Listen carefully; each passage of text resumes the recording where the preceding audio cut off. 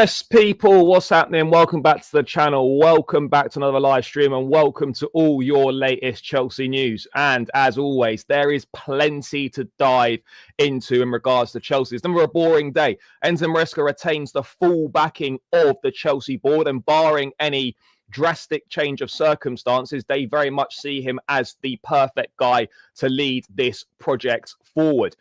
We've got the latest on the Benfica game. We've got the latest on Jose Mourinho's return, and of course loads of other bits and pieces to get into. Make sure you're smashing up the likes, subscribe if you're new around here, all of that good stuff. Get involved in the chat as well. Want to hear what you guys are saying. Before we get this show on the road, guys, just a quick reminder, as always, make sure you check out Jerseys FC Soccer Shop. Link is in the description. Use code BLUEBROTHER for 20% off.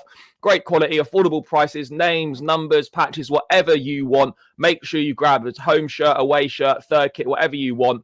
Link is in the description. Use code BLUEBROTHER, 20% off Jerseys FC Soccer Shop. Dan, thank you for coming as always, brother. How you doing? You good? Yeah, good. Thanks, Charlie. Yourself? Yeah, not bad, mate. Not bad.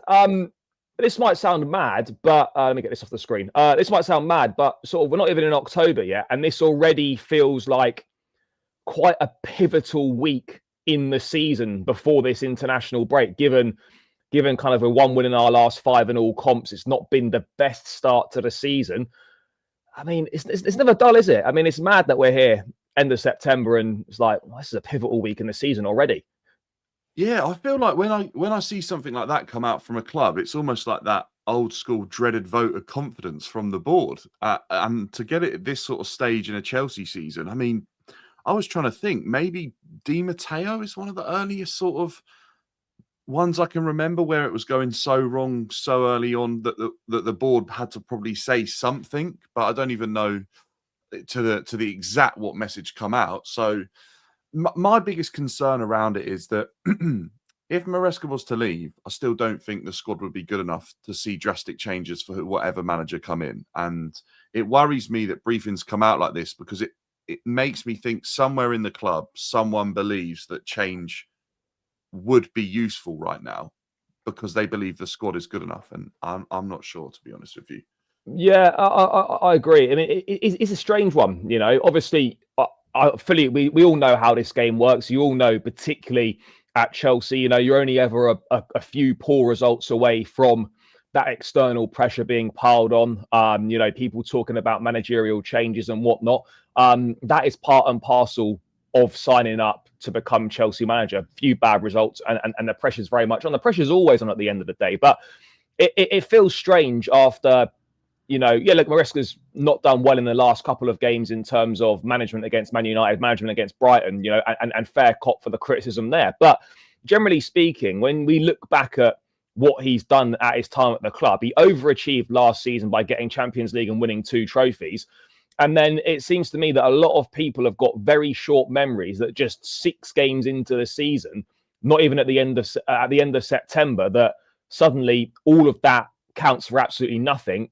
And we suddenly need a change again, and we need to start again and rip everything up. I just don't understand where that sort of trail of thought comes from, and I just don't get what people think would be any different with someone else with someone else in charge. Yeah, you can say, you know, at times the style of football is perhaps not the most exciting, but we massively overachieved last season. We won 2 trophies, and we got back in the Champions League.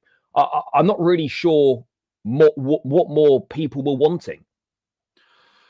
Do you know what? I think most of the outside noise when it comes to Maresca I think it's coming from the style of football. If I'm completely honest with you, I think that point that you make there, I think that's the most important one to look at. I think the style of football is what is causing this Chelsea fan base to be incredibly unhappy with the manager in some sections, because I think that we know, don't we, there's an impatience around Chelsea's fan base around how football should be played. And we've heard it last season. We heard the boos when we were probably holding on to possession too long. And I don't really feel like Maresca has ever got the fans on side in the media or with his you know, his football approach.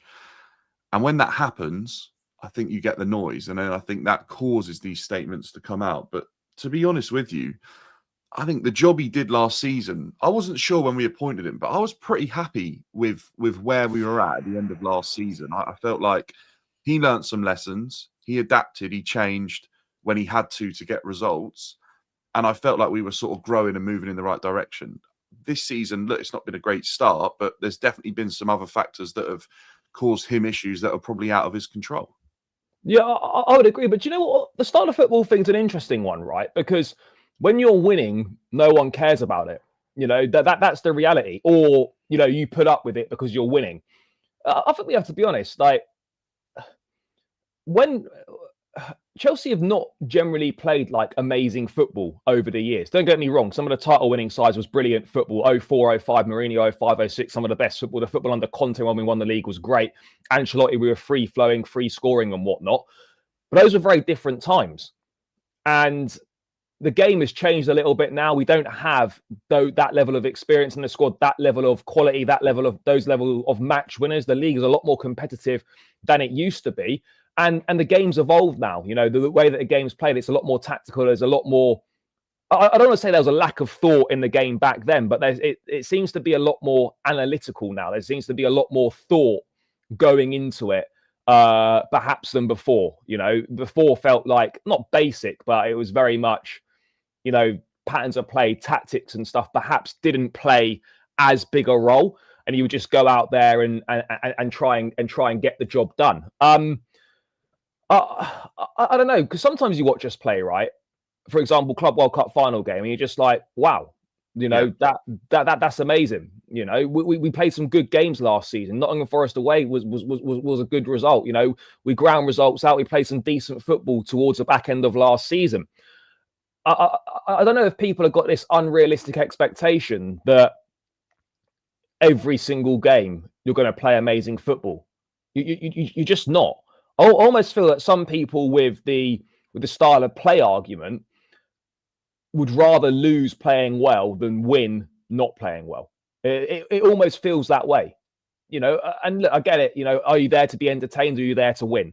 Ideally, you want to be entertained and win. But for me personally, first and foremost, I want to win. Yeah, I agree. I think the problem is, Charlie, right, is that maybe they would look at this start of the season, and neither's been happening. You know, we probably haven't had enough results with a W on them, and we probably haven't had the most entertaining approach to the games. I mean, some of the games are out of our control. Some of the games, I think we've probably rotated. Players haven't been good enough.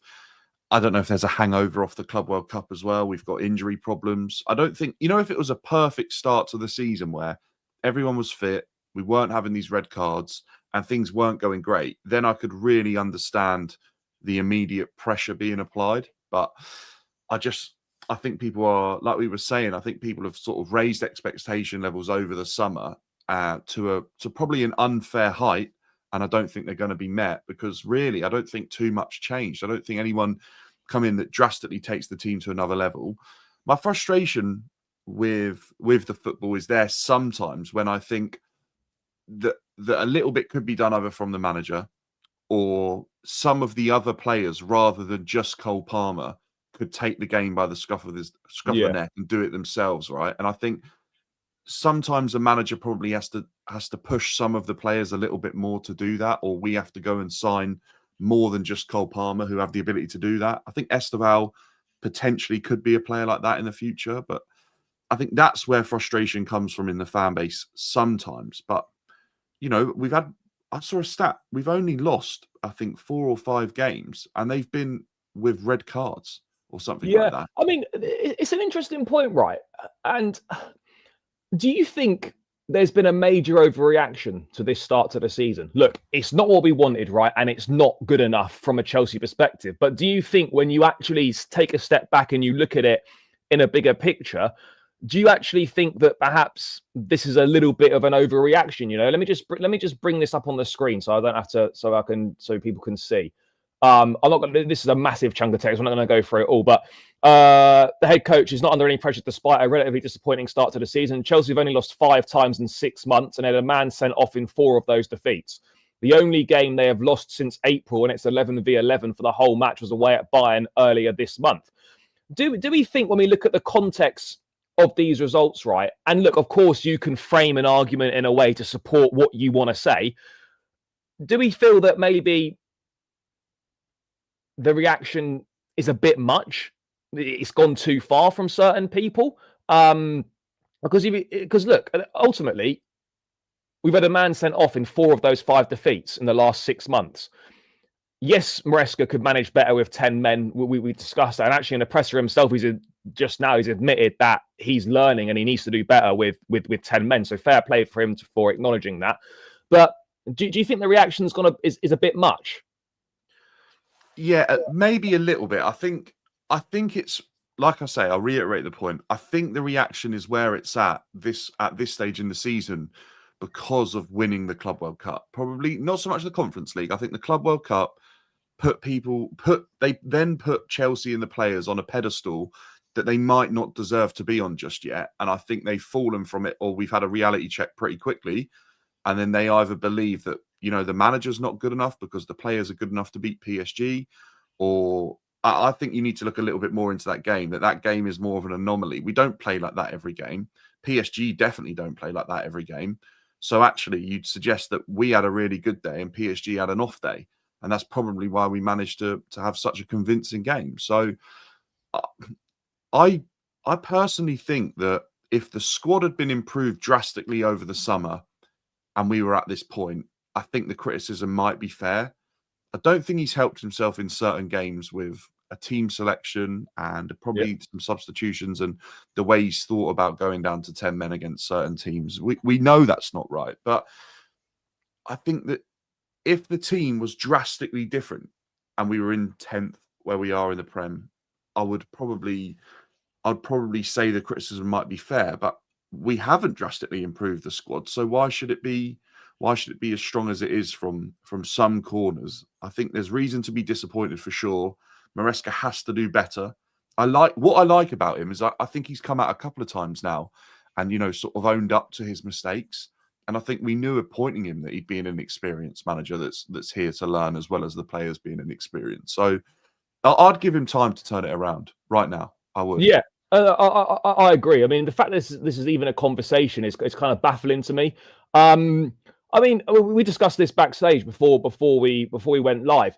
Do you think, like, having obviously won 2 trophies last season, got back into the Champions League, when you see that the targets are basically the same, get into the Champions League and try and win or go deep into the cup competitions that you're in, do you think that's unambitious? Do you think that's a bit uninspiring? Do you think fans have a right to be disappointed by hearing that? Or do you think that's actually realistic? That, when this team is not good enough to win the Premier League, this team probably isn't good enough to challenge for the Premier League, and it's probably not good enough to win the Champions League, although you never know in those cup competitions. Do you think these are fair targets and it's unrealistic to think otherwise, or do you think people have got a right to be disappointed that we're not coming out and saying, look, we're going for the Premier League, we're going for the Champions League, X, Y, Z? I mean, what are your thoughts on that? I think it's fair. I think it's incredibly fair, actually. I think we didn't improve the squad drastically from last season, in my opinion. I think Maresca's got a few players in that have to adapt again to his unique sort of setup and his tactical style. I don't think players coming into this system will be familiar with it because I think it's incredibly unique to Maresca.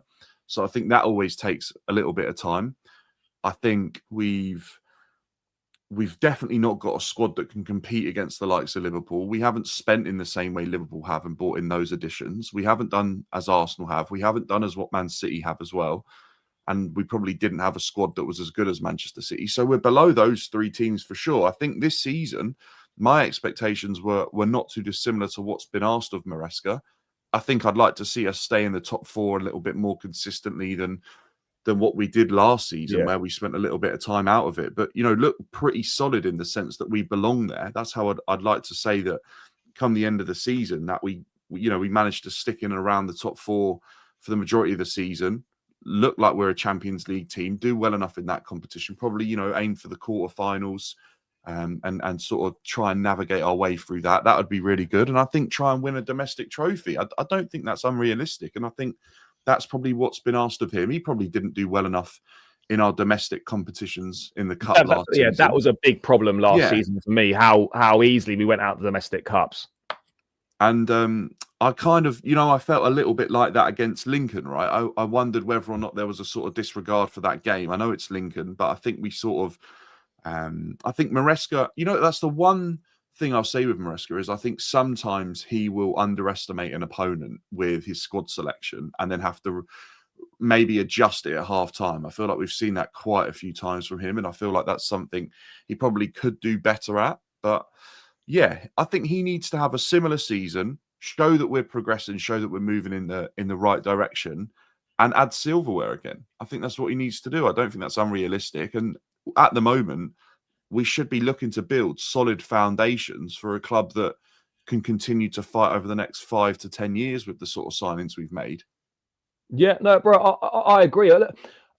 I think there's still a problem where people cannot distinguish between the Chelsea of the past and the Chelsea of now.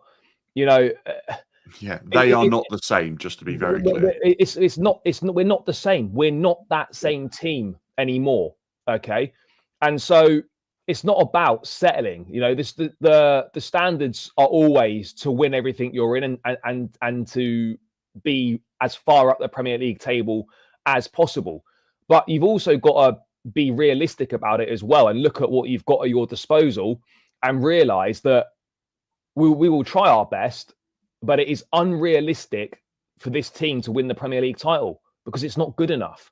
Look, it's totally different. As you said, mate, if we'd signed an Isak, if we'd signed, a top quality centre-back and a top goalkeeper, then it's a different conversation. And that's very much, fair game.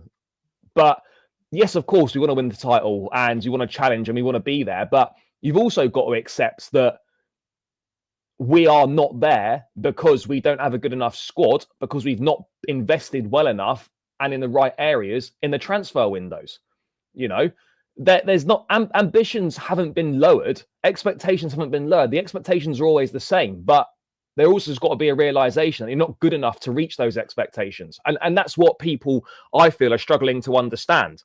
We haven't shown enough ambition in the transfer market to say, right, we're serious. We're here to challenge for this league title this season and to try and win it. We have not done enough to show that. So when people say, oh, we're being unambitious, oh, people are lowering their ambitions, they're not lowering their ambitions. It's being realistic and and realizing that with what we've got, we're not good enough to be achieving what you're looking to achieve. Yeah, I think the ownership's ambitions are very different from the previous ownership. Yeah, I think they have a different ideology around winning for sure. I don't think the fan base does as a whole, but I think me and you probably sit in that boat where we are realistic and we have to look at it. We sat here last season and everyone was talking about strikers coming in, and we sort of quickly identified there wasn't much point looking at the sort of strikers you dream about coming to your club. And we realised, Liam Delap is probably the sort of striker Chelsea would look at going for. 6 months down the line, he's at our club. So I think we clocked on pretty quickly with how this board is going to work, how the ownership's going to work. Do we think that's right in our hearts? We probably don't. We'd probably rather us go and sign Gyökeres or go and sign Osimhen and get these players over the line and go and get a top quality centre-back. But this board aren't going to act that way. And by the way, if you don't act like that, you can't then expect your team to be winning against teams that do act like that. And I think that's what's so important. We have to want the best for this club in its current situation. So if we want to go and sign young talent, we've got to push for this club to sign the best that sort of fit the model and good fits in terms of personality for the club, which I think someone like Liam Delap is. João Pedro looks to be a good fit as well.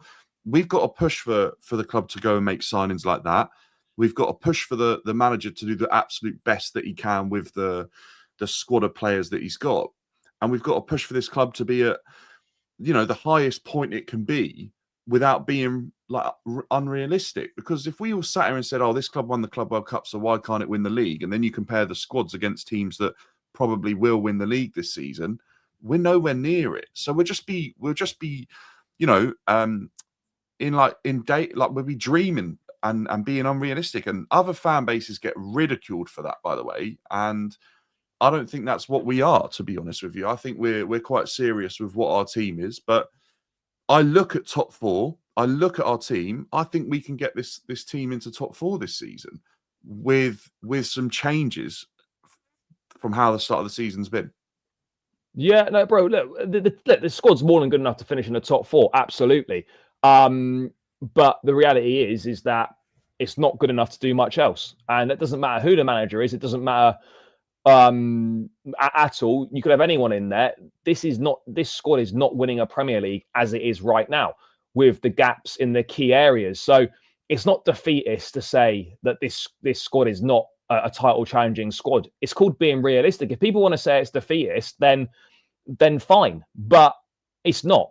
It's called being realistic. If people have got unrealistic expectations and ambitions, then that's fine. If people feel better about themselves for saying, oh yeah, this is a title challenging squad, this is this team's good enough to win the league, then fine. If you want to believe that, and if that's what you want to think to make yourself feel better, to make yourself feel like, oh, I'm holding up these imaginary standards that I've set for myself, and I can back myself for saying that. No, it's not being defeatist. It's called being realistic. Look, yeah, you have to accept it, don't you? Because we can't. There's nothing we can do to change it as a fan base, because I don't believe the owners can sell. I don't believe the owners are going to change the way they work, because I think they have financial interests over footballing interests as a priority.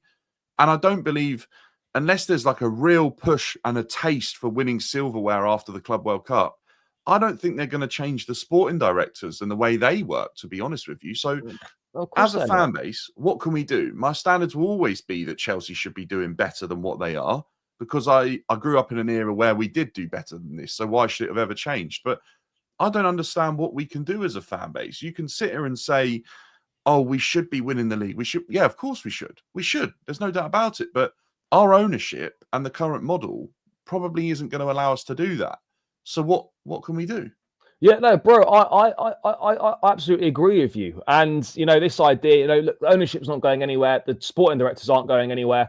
And we've just got to hope that, the manager improves, the players improve, and the results start improving. Ultimately, that's but bro, demanding more doesn't change anything. This is what people don't understand. I can sit here and we can demand more. That's fine. And we've done that many, many times. But that's not making any difference to anything that's going to happen at the football club. Fans demanding more from the team and more from the club doesn't affect anything, other than your personal opinion. So, yeah, bro, no one disagrees with you. No one disagrees that we should be challenging for the title. We absolutely should with the money that's been spent. No one is questioning that.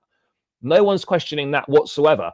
And it is unacceptable if we don't challenge for the league with the money spent. I don't think that's no.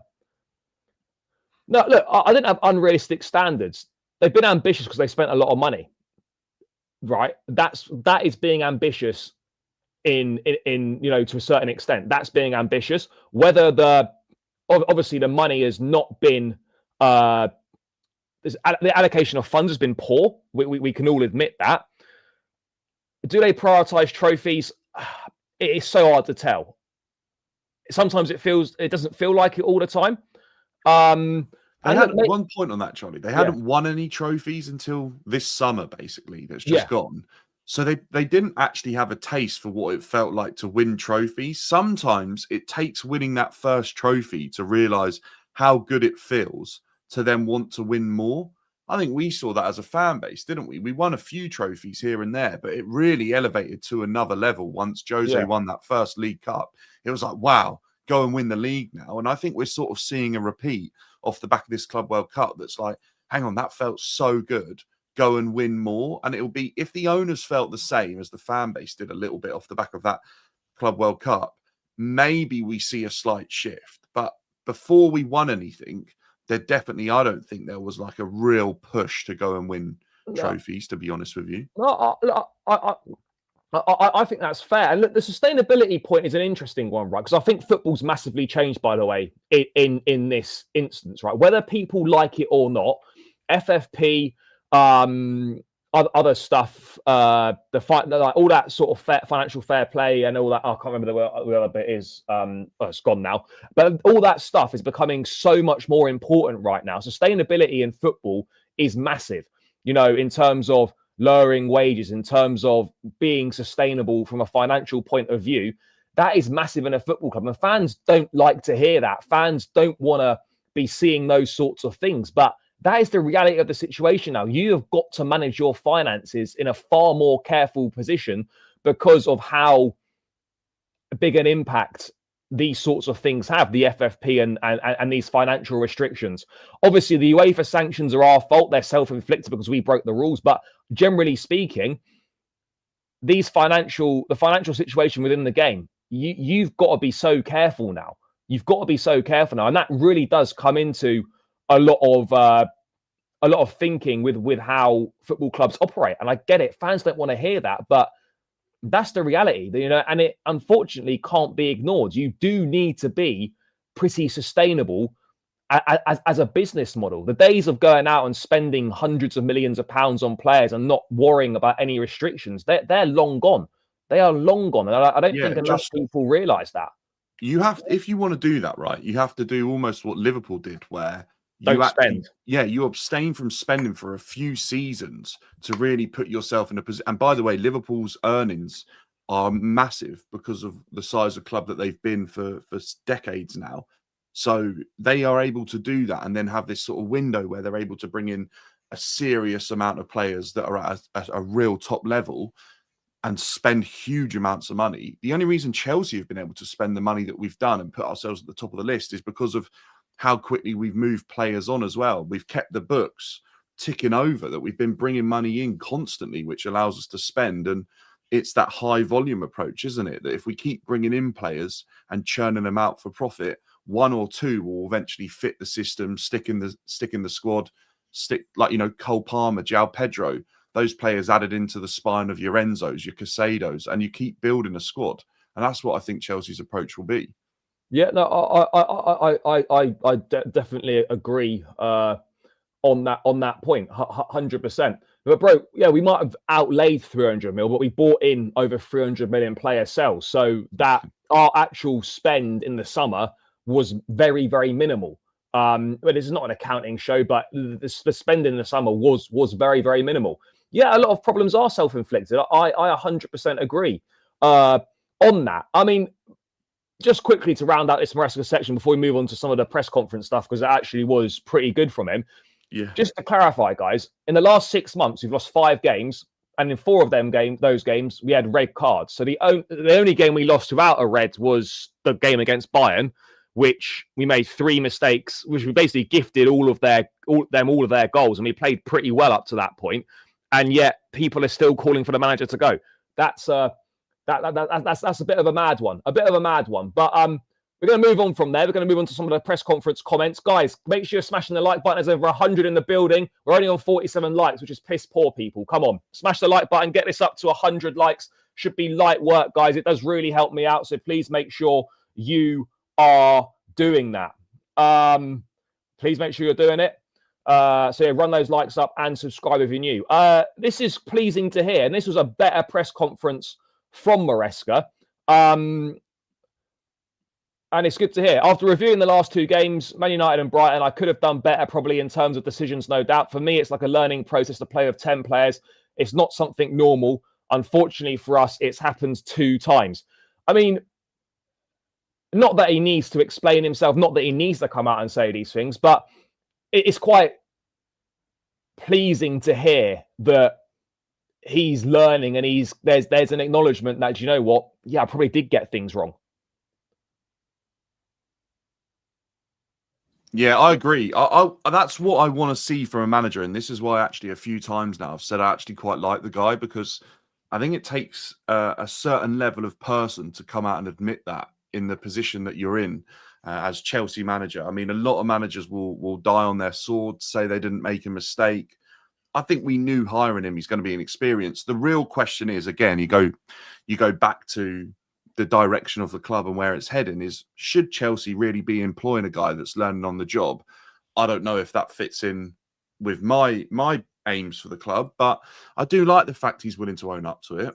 I like the fact that he's, he takes it on the chest and sits there and says, do you know what? Probably haven't done well enough. I think Pedro Neto said something as well, sort of suggesting that we could still attack. And I think they probably had a discussion actually at the end of that game after being probably really disappointed and probably aired it all out and sort of said, look, Gaffer, we need to do better if we go down to 10 men. The game isn't over with a red card. As difficult it might be, the players have probably said, look, we're willing to fight. We're willing to continue fighting to win a game when we go down to 10 men. And I think Maresca probably didn't understand that his players wanted that and the fans wanted that. Yeah, no, I hear it. It's, look, ultimately, it's great. It's great to hear him say these things, but actions speak louder than words. And so the next time it happens, hopefully it doesn't happen because we need to learn and stop doing that. That's true. That's very true. But it's great to say these things, but the proof will be the next time it happens, because it will happen again at some point. But the proof will be in the next time that it happens. And so, look, it's good to see that accountability's been taken, but ultimately, the proof will be in the pudding. You've got to learn from your actions. So, do you know what, Charlie? On just to add to that as well, is I think you learn a little bit more about the guy that, he wants to do better. This isn't a guy that's downing tools and saying, oh, I don't know what to do. I've looked at my team. He's saying, do you know what? Actually, after looking at it, maybe we can do better. I listen to things coming out of Manchester United and other teams. These managers aren't saying that. They're not. They're saying, I don't know what to do anymore. I don't know what to do. And you get comments from managers saying, no, we played really well. We did great. We got fed up hearing that from Potter. Maresca's come out and said, you know what? I can do better. I can do better. And I like that. I like that in a manager. And I can grow into liking someone more if that's how they're going to apply themselves to a job, because there's a hunger from them to do better. And also, I think we learn about the squad. Maybe it won't be about red cards, but Maresca might have learned that his squad's way more hungry to win than he already thought they would be, right? If they're telling him they can win with 10 men, he probably now knows they're even more willing to fight with 11 v 11. There's even more hunger there to win. Yeah, no, mate, I agree. There's a few fitness concerns going into this Benfica game. I'm just trying to find it now, which is not ideal, but sadly pretty predictable, if we're being totally honest.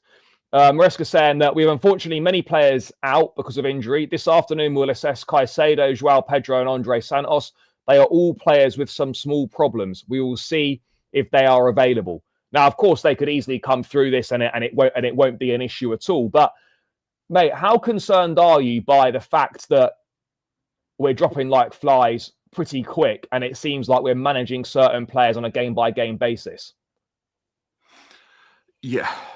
Yeah, it's disappointing. And this is something I sort of criticised Maresca for yesterday. And I think, when he talks about having to do better with the red cards, I think this is another thing. And this is where I'm a little bit confused with how the squad is set up. And maybe it comes down to the sporting directors as well. But for me, you've got players like Mark Gee on the bench. You've got players like Jamie Gittins. You've got Garnacho. Maresca might not rate those players. He might not think they're good enough for Chelsea. But he does rate, he rates Joao Pedro. He rates Santos. He rates Caicedo. He wants those players fit and available for 90 minutes every game, basically. That's how he feels. They're his best option to win games of football. There are certain moments in certain games where you have to protect those players. And I think against Brighton, when you're 2-1 down, 1-1, you can kind of sense that the game's getting away from you and you've made certain decisions that probably mean this player's going to have to go and work way too hard. Joao Pedro, Manchester United, Brighton. He's had to put in way too much of a shift. No wonder there's a slight concern around it now, because he's working way more than he should be. He cut his summer short. He's already going into a season, as is the rest of the squad, without a pre-season, really. Injury concerns will be heightened. Play Mark Gee. Give him the 20 minutes that he needs. Protect your best assets by using players you don't really trust when you're 2-1 down against Brighton and the game, the game's gone. We all sat there in the stand and knew the game was done, right? So why let Joao Pedro run around for the next 15 minutes? Bring him off, get him in early, rotate. The real issue is, though, and I'll go on to the sporting directors didn't do a good enough job in bringing in players of a suitable level of replacement. Because I think if Maresca believed he had a better striker option than Mark Guéhi, he would bring him on. But I think there comes a point where you've got to use what you've got and you've got to protect your best assets. And that's why, do you know what? If someone like Pedro Neto is getting exhausted, or Esteval, or we're risking these players, maybe you do look to bring on Jamie Gittins. He might not be at the level we want, but I'd rather Jamie Gittins run for 20 minutes than a tired Pedro Neto risking injury. Yeah, no, bro, I hear it. And that is where, I think criticism of a manager is absolutely fair.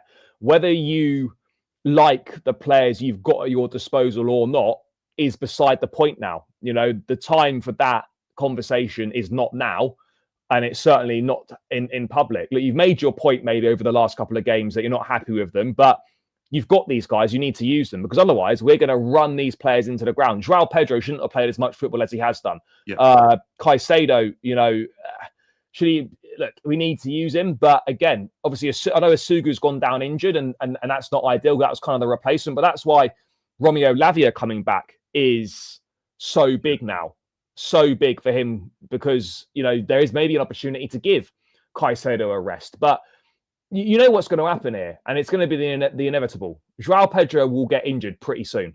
I'm telling you now, because he wasn't fit against Brentford. Maresca admitted after the game that Pedro told him he weren't 100%, but he played him anyway. You could see he was knackered against United, but he was left on pretty much the whole game, or at least 80 minutes. And against Brighton, he was isolated and looked knackered, but I'm pretty sure he played the whole game. Yeah, and we're already in a situation where we've got no Delap until, he's meant to come back to training in November, but I reckon we can forget about Delap till closer to the end of the year, if I'm being perfectly honest, in terms of getting back on the football pitch. And so this is where the manager doesn't help himself. But, I mean, do you think, for me, bro, I don't want us to be negative, but if we carry on running Pedro into the ground, this is only going to end in one way, and we're going to be in even bigger trouble. Yeah, 100%. I think it applies to a number of different positions in the squad, to be honest with you. I think we kind of, the issue is, right, with the centre-backs, for example, is now Cucurella, again, there's no cover for Cucurella because Hato is going to probably have to play at centre-back, right? Yeah. So all of a sudden, there's no real cover there, which we knew was a huge issue. Probably look to the board again and say, if you brought in a centre-back, you've got that extra cover of Hato, who could play centre-back, but he's also definitely covered for Cucurella, because Cucurella is looking at 90 minutes week in, week out without a pre-season. The same with Caicedo now. Obviously, they brought in Asogo, but he is injured. Lavia, can he be a reliable replacement? Hopefully. Maybe you can get through 20 minutes, each week, just to give Caicedo a little bit of a rest and a bit of protection. But like we were saying yesterday, it's really important that once that window shuts, you use the whole squad and you give these players an opportunity to prove themselves, whether or not you think they're good enough. Sometimes it takes, look, as a fan base, none of us thought for a whole season Cucurella was good enough, maybe even a little bit longer. He's proved us all wrong. He even proved his managers wrong. I'll tell you that right now. So maybe sometimes, someone like Jamie Gittins, maybe it takes him a while to adapt, but eventually he's at a level where he can be a really useful, option off the bench, or a player that you can start against a weaker team in the league or the Champions League. You've got to kind of put your trust in these guys, whether you like it or not. Otherwise, you're going to lose your best players that you believe are your best chance. So, yeah, I mean, look, it's tough though, isn't it? Because you're sort of in a catch-22, because we know that the replacements aren't good enough. But then is running your best players into the ground and getting them injured more than likely, and then them being sidelined for a number of weeks, is that worth the trade-off? Is that a better scenario than playing a player that you perhaps don't fancy? Is it really worth running Joao Pedro into the ground? Is Mark Guéhi that bad that Joao Pedro is worth running into the ground for? Because if Pedro gets injured, you've got to use Guéhi anyway. So but for me, it's not really making sense, because one way or another, you're going to have to use Guéhi. If you run Pedro into the ground, Guihi's got to be used anyway. So you might as well make use of more. You'd be so reliant on Mark Guéhi at that point, because he's your only option, right? So then you're going to find yourself in a way worse position than bearing. And also, the other thing I'll say is, as a coach, right, you've got these promising young players. Go and work with them, develop them. If you don't like something Jamie Gittins does, or you don't like something one of your centre backs is doing, or around the whole pitch, go and work with those players and develop them. Bring them in for an extra hour after training and say, look, you're gonna sit down with me and we're gonna go through videos after video. And I'm gonna tell you what you're doing wrong that I don't like, and this is what you're gonna do. Because that's what a coach should be. And these guys aren't managers anymore. They are head coaches. They're employed as coaches. Go and do a job and improve the players. If you like Mark Gee and you like certain things about him, but he's not perfect, go and show him the striker that you think is perfect and ask him to learn and imitate what that striker's doing. So I think that does take time, Connor, you're right. But I also think he isn't doing that if he isn't giving these guys any chances. If he doesn't think Garnacho and Gittins are worth 10 minutes, then he isn't believing in them to work with them. I can tell you that much. But when are these guys ready then? Like, if they're not ready, like if you can't use them now, then when can you use them? Because they'll never be ready, because they'll just get worse. Well, exactly. But you get to a point where you'll pick up injuries because players have been overplayed, and then you have to chuck those guys in, and you then suddenly need them to instantly contribute and potentially win games for you. And you're chucking them into a really difficult situation. So for me, you've got to make better use of your squad. I'm not saying that Mark Guiu needs to start this game against Benfica, but the fact that we've got no number 9s and you're refusing to use Mark Guiu is really strange. I mean, the centre-back scenario is a difficult one now as well. I mean, what do you think we do at centre back? Would you continue? Obviously, Chalobah's available for this game because the suspension's not for Europe. Would you stick with Chalobah and would you stick with Chalobah and Hato? I actually thought Hato was pretty good. I mean, Badiashil's back fit now, but I don't know if he's ready to start a game. And I don't think Acheampong covered himself in glory really against Brighton when he came on. I think Hato is probably a better option than Acheampong at centre-back. So, I mean, do you think Chalobah and Hato is the way to go against Benfica? I mean, yeah, you obviously then lose your Correa back up and whatnot. But would you say is that our best pairing right now? Yeah, if I'm being completely honest with you, I wouldn't be against seeing a back four of, and it would worry me where this would be, but I'd like to rest some players going into that Liverpool game because I feel like that's more important. But I would honestly like to see Maresca just give some of these guys more game time. I'd give Hato a game at left back. I'd give Badiashile and Trev the centre back roles, and I'd give Gusto right back because I believe Reece and Cucurella will need a rest. So as much as people will probably say, oh, that's too much rotation, I wouldn't be against seeing that back four, to be honest with you, and giving it a go against Benfica. Yeah, I mean, the problem we've got is because we lost the first game. Yeah, I know. You need to win your home games. Like we've got Benfica, Paphos, Ajax, and Barcelona.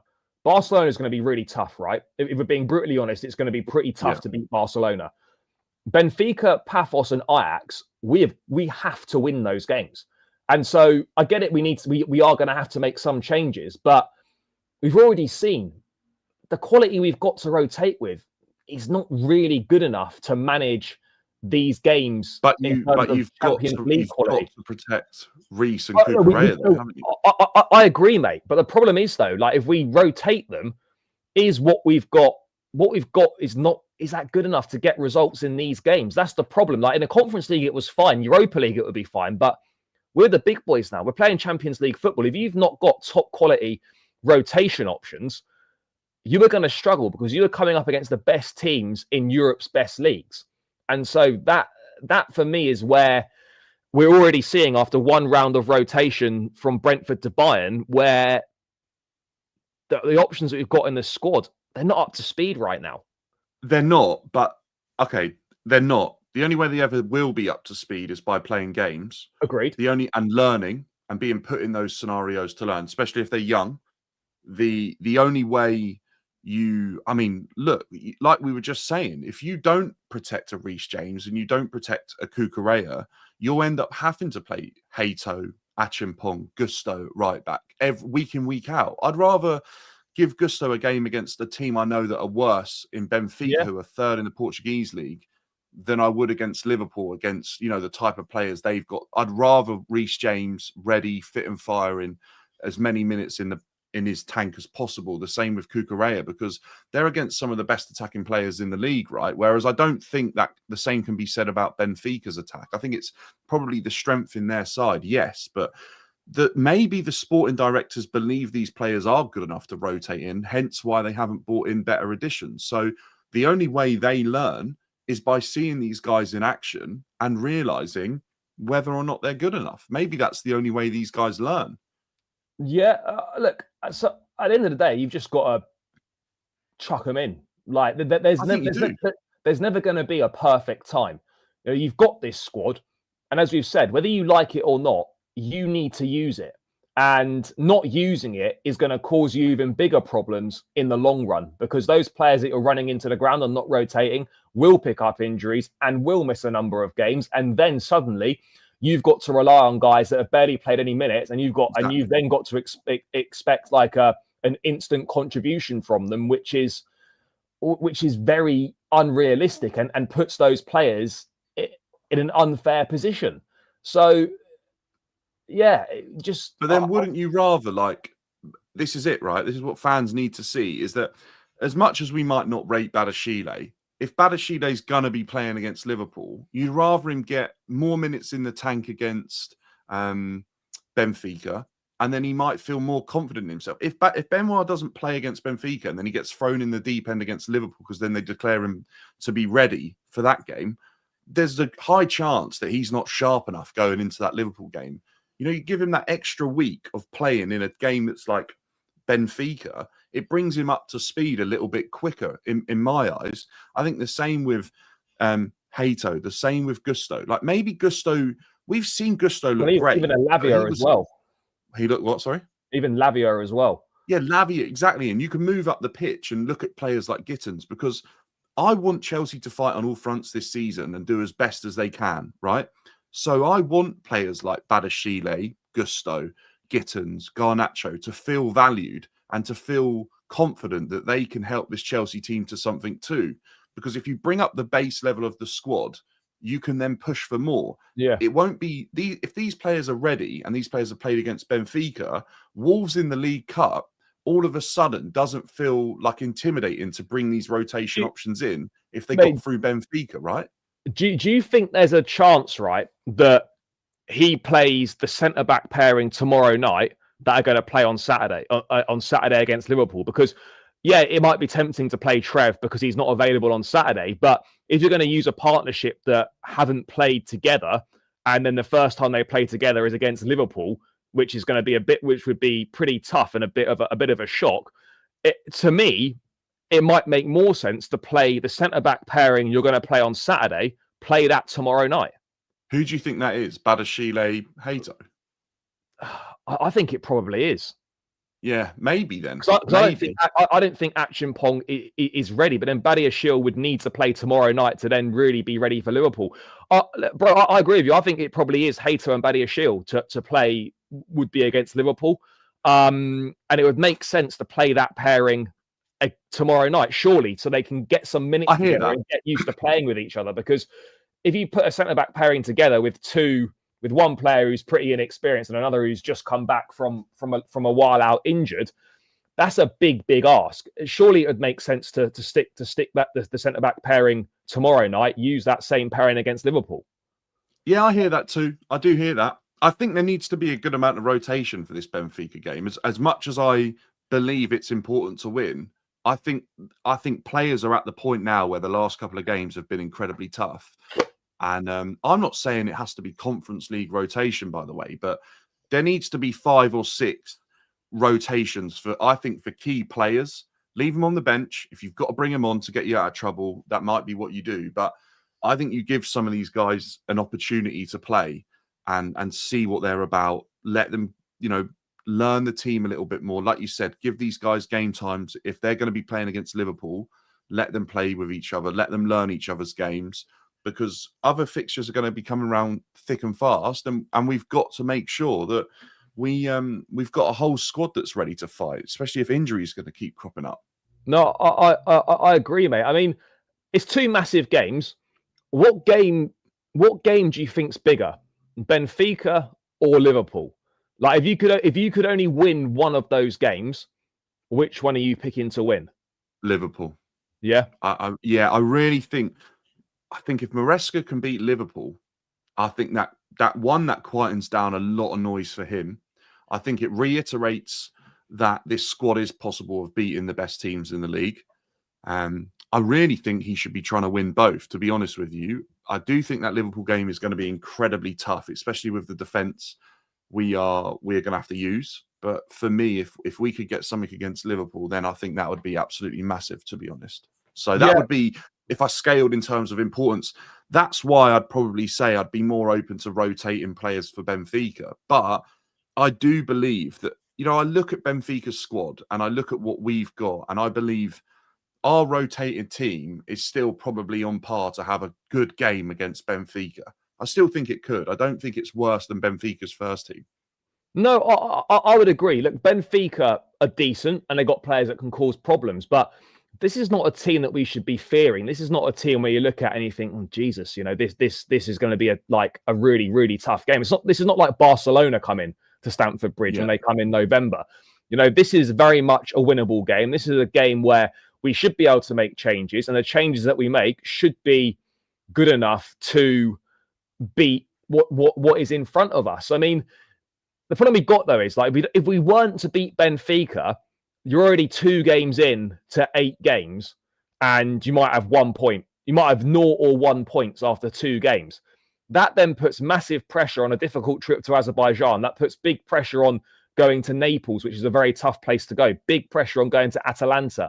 And then it puts massive pressure on those other home games against your Ajaxes, your Barcelona as well. We, in terms of Champions League qualification, I'm not saying if we lost tomorrow, then we're done. But, if you were to lose to Barcelona as well, you're really leaving yourself having to win pretty much 4 of your last 6 games, which would include 2 tough trips to Italy and having to get results there. Oh, I completely agree. But the one thing I'll say is, and this is where I think it's important to remember what these players could be capable of, is that if Ajax went to Benfica, Hato would be starting in that game, right? He'd be playing in that game. If Dortmund went to Benfica, Jamie Gittins would be playing in that game. If Adeshile had gone to, I'm just going to throw a club out there, say he'd gone to Marseille, he'd be starting in that game if they were playing Benfica. These guys, if they were at smaller clubs in the Champions League, would be starting in those games. And, if Marseille beat Benfica, you'd go, oh, fair enough. Or if Dortmund beat Benfica and Gittins scored, you'd go, oh, okay, yeah, fair enough. He looks like quite a good player, that Gittins. And this is where I think that we've got to give these guys a chance, because last year, I'll give you an example, right? Dewsbury Hall, I think he started off the season pretty ropey. I think as he got more game time and as he learnt the squad and what they were about and the level it was at, he got better. And I think he got himself to a level where obviously we felt he wasn't going to work out at Chelsea and he'd probably be better being sold. He's gone to Everton. He looks really good at Everton, and he looks a level above what I think we saw at Chelsea. And it shows that if you put a bit of belief in these players and you give them the opportunity to have minutes, they will eventually get to a level that I think is good enough for the team. But you've really got to trust in them. And I think we saw, didn't we, that we've seen a few Chelsea squads over the years where we have trusted in the squad more so, and they've been able to get to levels where we've been able to rotate that squad, bring in players, and still win massive games. Yeah, no, I agree, mate. I mean, when you're looking at tomorrow night, I know it's a big night for all the players, but any players that you think in particular have got to make the most of the opportunity that they potentially might be given? I think, you've got to be looking at someone like a Garnacho or a Gittins if they start. I think you've got to be looking at someone like, I don't know. I mean, I don't think Joao Pedro needs to, make a name for himself necessarily tomorrow night. But, I mean, against Brighton, we saw Santos Caicedo behind Enzo. Do you think with Palmer absent, we're going to go with that again? Do you think he would start? Do you think he would start a Buonanotte in a game like this? I think with the way that we've been leaking goals and the fact that we're 1 win in our last 5, I think he'll set up with a similar, in the same way against Brighton. Enzo will start in that advanced position, and it might be Caicedo and Santos, or it might be Caicedo and Lavia behind him. Do you expect him to go that same way, or do you expect an actual number 10 to play? Yeah, no, I do. I actually think the midfield will be Lavia, Caicedo, and Enzo, to be honest with you. I feel like that's the one area of the pitch where I really do feel like our options they're probably better this season, but if there's injury worries around Santos, we don't know where Lavia's at. We don't know where Buonanotte is at as a player. You know what I would say is, if you start weak in some areas of your team, go heavy with experience in others, and hope that there's a balance that can get you through the game. And if you're in a winning position by sort of 60 minutes, maybe then you can say, look, Enzo's playing against Liverpool. He's going to get the full 90. Yeah. Let's bring him off, bring on Buonanotte, give him 30 minutes against Benfica, see where he's at, because I might need him for 20 minutes against Liverpool. So, if you said to Buonanotte, you're going to get 50 minutes of football against Liverpool and Benfica, he'd probably say, yeah, fair enough. That isn't like an unbelievable amount of minutes, but it's not bad for a player that was relegated with Leicester last season, is it? No.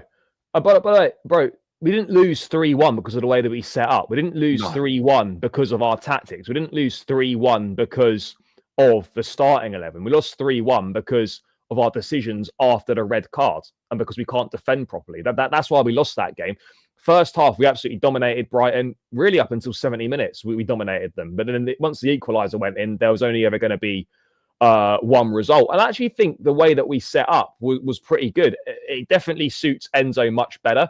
And defensively, we weren't, obviously, like, after the red card, we were poor. But up until that point, we weren't actually bad defensively. Brighton offered next to nothing. I don't remember Sanchez making a save, and he still had to pick the ball out of the back of the net. XG for 70 minutes or 60 something minutes. And that's where it's so frustrating, where you actually play really well and you get let down by really poor mistakes. But I mean, I think again, I think a lot of people forget, that Maresca is a coach who is only in his 3rd season as a manager, and people are expecting him to be perfect. Now, Buonanotte is in the squad. He was added because Asugu is out for like 12 weeks after getting thigh surgery, so he's in. Buonanotte is in the Champions League squad. I forgot what I was saying now. Oh yeah, he's only in his 3rd season as a coach. Like, he's going to make mistakes. As long as he learns from them, then that's the most important. That's the most important point here. Learn from them. Players have got to get better. I mean, bro, it's Garnacho surely starting tomorrow, no? Yes. Yeah, I think so. I really do. I think we have to look at. I don't know whether, I haven't actually looked up, but I don't know whether there's a link between being Portuguese Neto and Benfica, and sometimes players like to play in these games if they're either rivals or have played for that club in the past. I'm not sure about that at all, but I really do think Garnacho, Gittins, I think they should be getting a game against Benfica. I really think that they would be if they were at another team, they'd be playing in this fixture. So I think Neto Esteval's our best option, but Neto and Esteval are players that I don't think we can afford to have injured at the moment, like at all. So we need to be giving them a rest. And I think Gittins and Garnacho have been brought in for games like this. I'm absolutely certain they should be playing, and they need to have. I don't think Gittins has had enough minutes, let alone Garnacho. I think Gittins hasn't looked great, and he needs to have more game time to see if he can show that he is at a level for Chelsea. Because if you're going to move a player on because you don't believe he's good enough, like we've done, you've got to give them a fair opportunity to prove themselves as well. If they cost 50 odd million, right? So I think those two should be playing.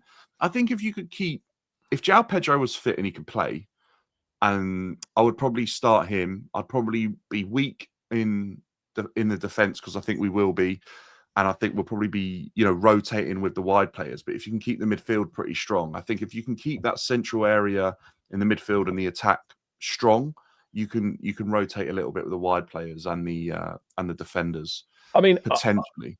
I mean, Neto is probably going to play, but I'd be more tempted to go Garnacho Esteval. I really would, because I know Neto's important, but again, he's another one that's started every game this season, other than Lincoln. Obviously, I know against United he came off after like 10 minutes, so maybe you don't count. He's not going to have been tired from that, but I feel like at some point he's going to need to be rotated out of the lineup. And if you're you're not going to do it against Liverpool, I wouldn't have thought. So maybe you do it against Benfica, but then the player that does the presser before the game normally always starts. Yeah, true. So you probably would expect him to start. But I could see Neto on the right, a Garnacho on the left. I think that's a pretty good setup. Would you be against Mark Guy starting this game? It's tough to say.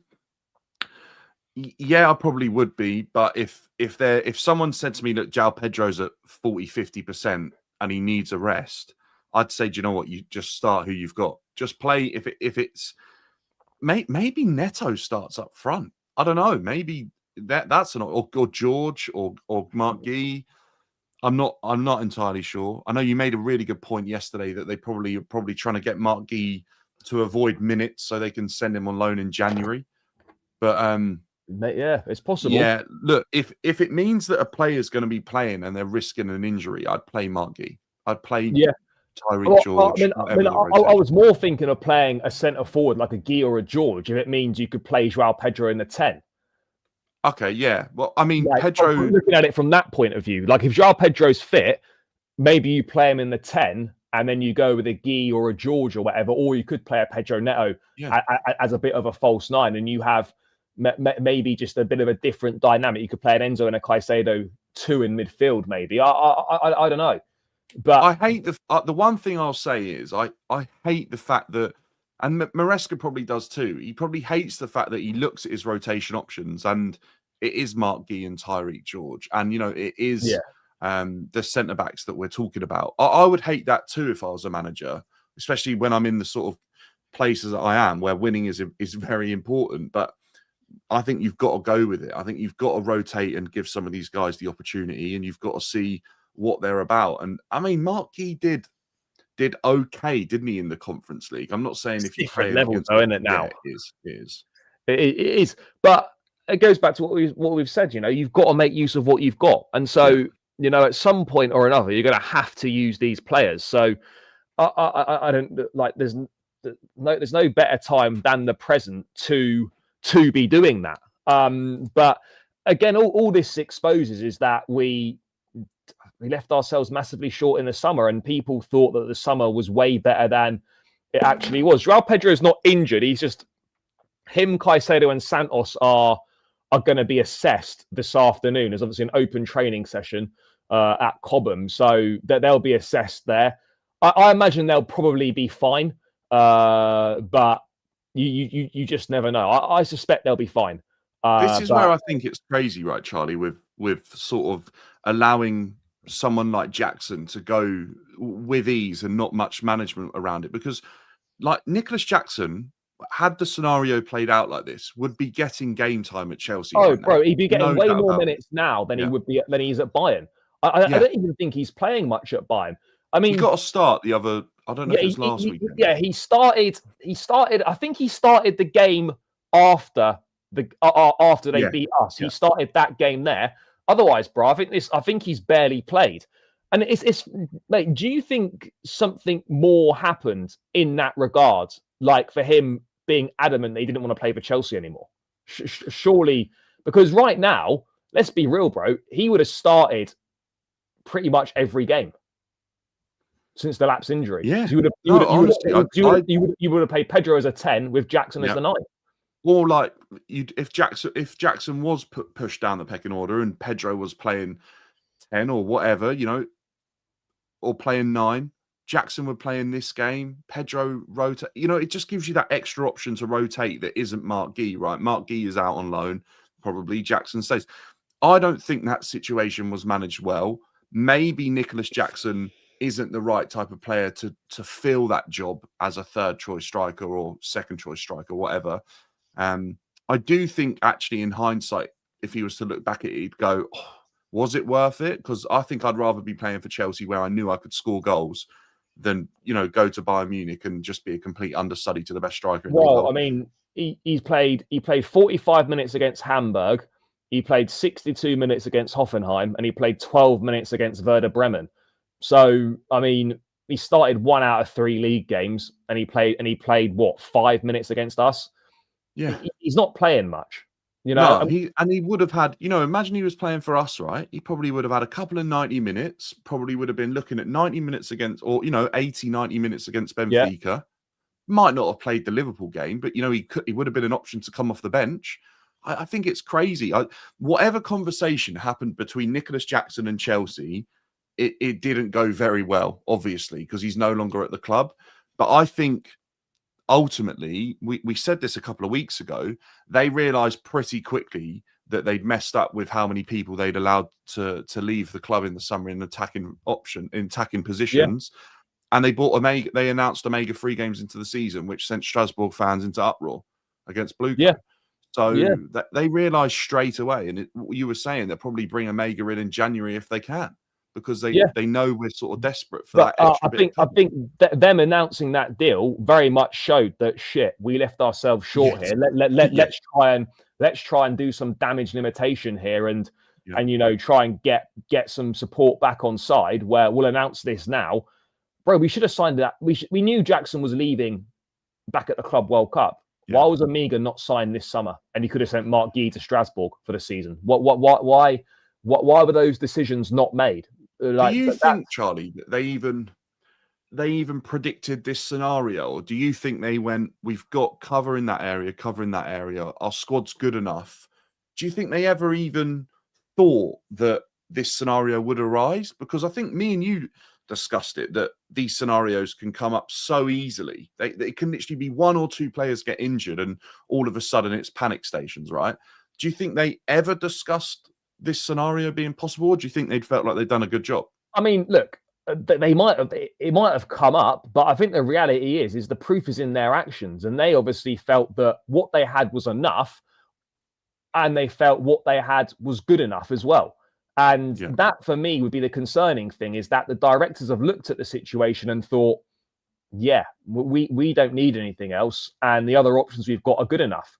It's baffling that they've made those decisions, that they looked at that, because when you're 1 injury away in the squad, right, from being in disarray, that should indicate there was not good squad planning.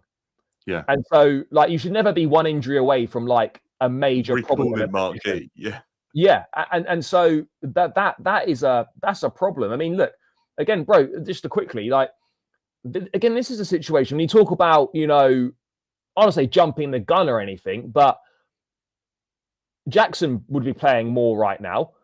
You could easily say as well, Renato Vega could well be playing at centre back for us right now.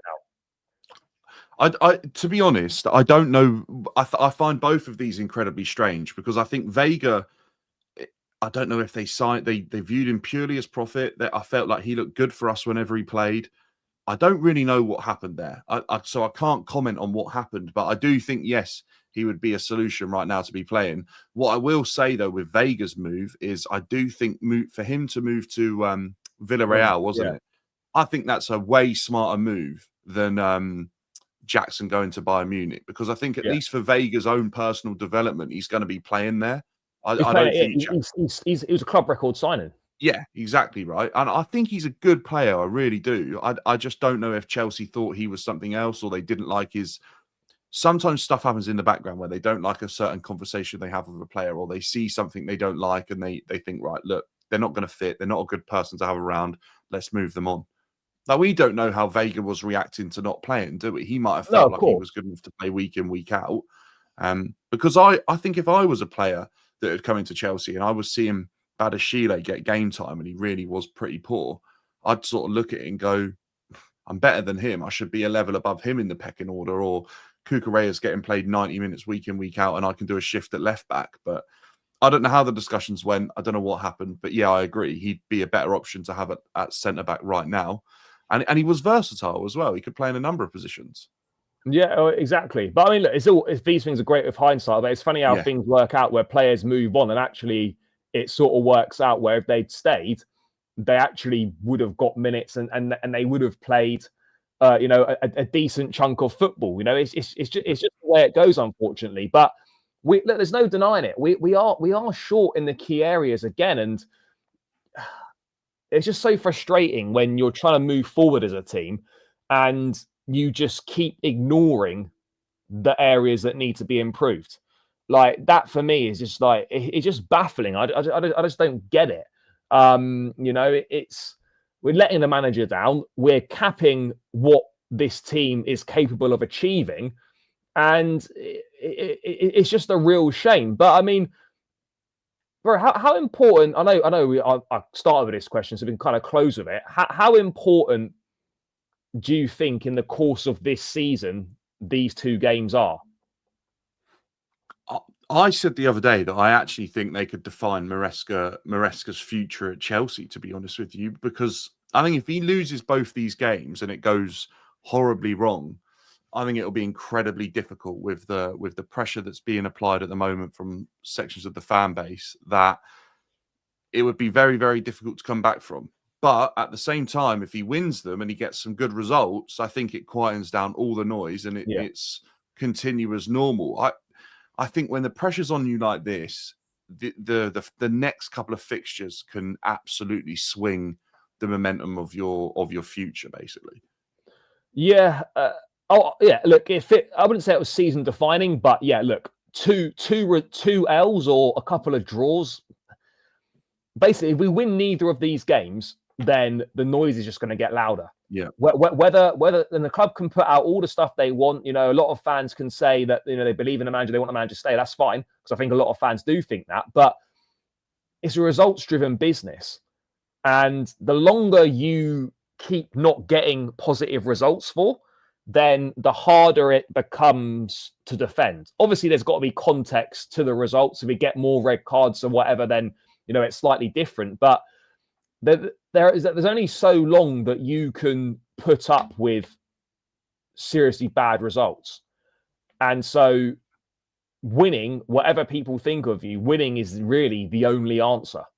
Like nothing else matters right now, which is why I'm not looking at performances. I'm not looking at style of play. I'm not looking at anything. I'm just looking at when our backs are against the wall, which it is right now, can we turn up, deal with the pressure, rise to the occasion, and grind out a couple of results in two massive games? If we can do that, then I think we will be all right this season. But if we lose more ground, we're already 3 points off the top four, right? If we were to lose against Liverpool and results went against us, that's then 6 points off the top four. And given how close that race was last season, 6 points at an early stage, I'm not saying it's insurmountable, but it does become an issue. Oh yeah, no, it does. I would say I don't think this. If we were to lose to Benfica and Liverpool, I don't think it would be season defining in the fact that we couldn't correct the mistakes that were made in those games. But I think it might be career defining for Maresca. To be honest with you, I think there's a chance that if he loses these next two games and is humiliated in either of them, realistically, his future at Chelsea might not be as certain as it was when that message come out today in the briefing or last night. Yeah, I mean, how bad do you think it would have to be before sort of anything serious was even considered? Because look, right now it's not great, but I don't think it's terrible. How much worse do we think it has to get before things even get thought about in terms of maybe changing something? I would, like if we were to lose like something stupid against Liverpool, like 6-7, something stupid. Oh yeah. I honestly think that would be incredibly damaging. I think a loss to Jose Mourinho, who is like the key figure in the old regime, would be incredibly embarrassing for the new ownership, because the names that are sung that they don't want to hear really are Roman Abramovich and Jose Mourinho, right? Yeah. Whenever things go wrong, the fan base sing those two names. And if they're to lose to Jose Mourinho, I think it suggests that they aren't doing as good a job as basically what the old regime did, right? So I think that is a damaging result if Jose Mourinho manages to get a result against Chelsea. It wouldn't look good for anyone in the new regime, considering where Mourinho's career has gone as well since he last left Chelsea. It's definitely been a downward sort of spiral, hasn't it, rather than an upwards trend. So I think that would be damaging. I think Liverpool, if Liverpool really do highlight just how far away we are from them, who will probably be favourites for the league, I think that could be worrying for Maresca. So that's why I think you're right. This isn't about style of play for Maresca. This is about him grinding out results against both these teams to just quieten down the noise and get the players back on side and the fans back on side. No, mate, I absolutely agree. Like, the noise will only get louder. The only way you quieten the noise is by getting positive results. Look, I think we're more than capable of getting a positive results. It's just when you look at it right now, on the evidence of the last 5 games, it is tough to see where results against decent level of opposition are actually coming from based on what we've seen. There would have to be a significant upturn in performance for us to get the results that we're looking for. First half against Brighton was very good, by the way. That was probably our best half of the season, I would say. Forget West Ham, because West Ham were terrible. But generally speaking, I think that was arguably our best half of the season. But, bro, is it a concern to you that we haven't really been able to put together 70, 80, 90-minute performance this season in any game?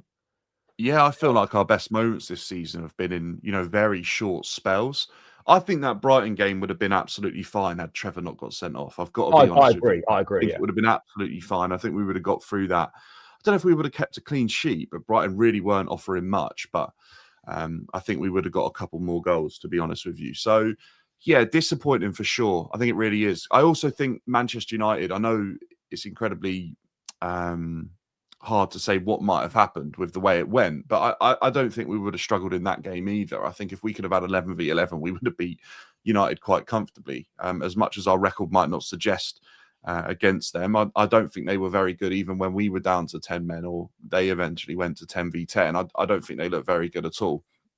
So, yeah, it's frustrating. Of course it is. But that's probably what's frustrating for Maresca, right? Is that he's not really been given a fair chance the last couple of weeks because the players letting him down. So, yeah, I think we've just got to kind of let the dust settle a little bit after some real sort of irritating, frustrating weeks, and just get back to the basics, get back to winning games of football, and push on from there really for the rest of the season, or at least until January when reinforcements can be brought in.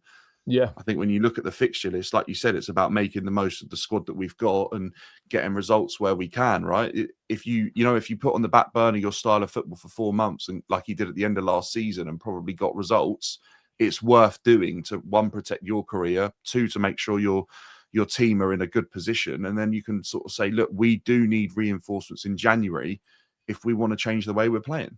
Yeah, no, I agree, mate. I mean, one concern for me is that we still, despite all the investment and all the players signed, we still seem to be so dependent on Palmer, which is a big problem. Like, I get it that all top teams are going to be reliant on their best player, but it feels like to an unnecessary amount we are still.